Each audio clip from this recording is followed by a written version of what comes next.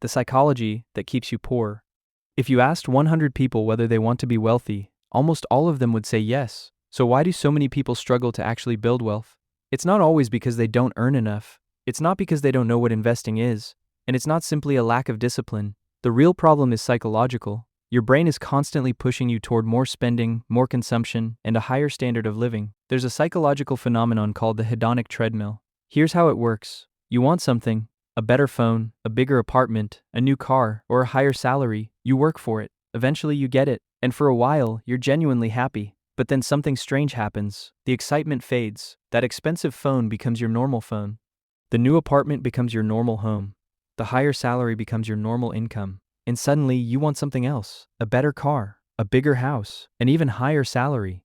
The cycle starts again. This is why someone earning $40,000 can feel financially stressed, and someone earning $200,000 can feel exactly the same way. The number changed, but their financial expectations changed with it.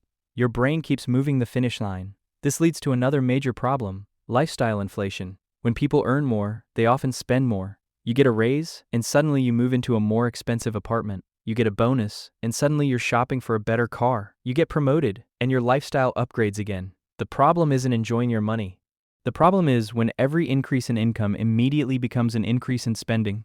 Imagine one person earns $100,000 and spends $98,000.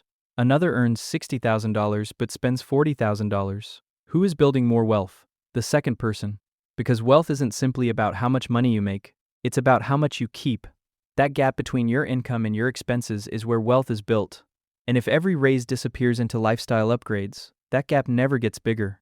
But there's something deeper happening. Spending isn't always about buying things. Sometimes it's about identity. Your car can become a statement about who you are. Your clothes can become a status symbol. Your neighborhood can become part of your identity. And when spending becomes connected to your self-image, reducing your spending can feel like you're becoming less successful.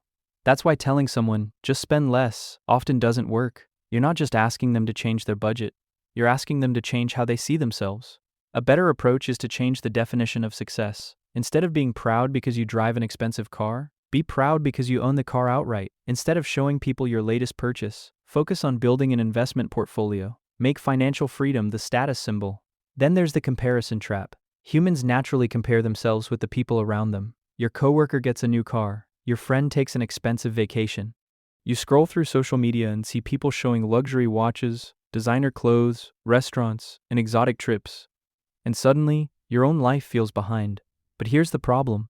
You're comparing your real life to someone else's highlight reel. That expensive car might be financed. That vacation might be sitting on a credit card. That luxury lifestyle might be built on debt. You don't know what's happening behind the image. So stop making financial decisions based on what other people choose to display. Their lifestyle isn't your financial reality. So how do you escape these traps? First, automate wealth building. When your income increases, increase your automatic investment contribution before you increase your lifestyle. Second, change your status symbol. Don't measure success by what people can see. Measure it by what you own, your savings, your investments, your net worth, your financial freedom. Third, change your environment. If everyone around you spends everything they earn, excessive spending starts to feel normal. But if you're surrounded by people who talk about investing, saving, business, and financial independence, building wealth starts to feel normal. Building wealth isn't only a math problem, it's a psychology problem. The hedonic treadmill keeps moving the finish line. Lifestyle inflation absorbs your raises. Identity spending makes unnecessary purchases feel necessary. And social comparison makes you spend money trying to keep up with people whose financial reality you can't even see. You don't need to become obsessed with money. You need to protect the gap between what you earn and what you spend. Because that's where wealth is built.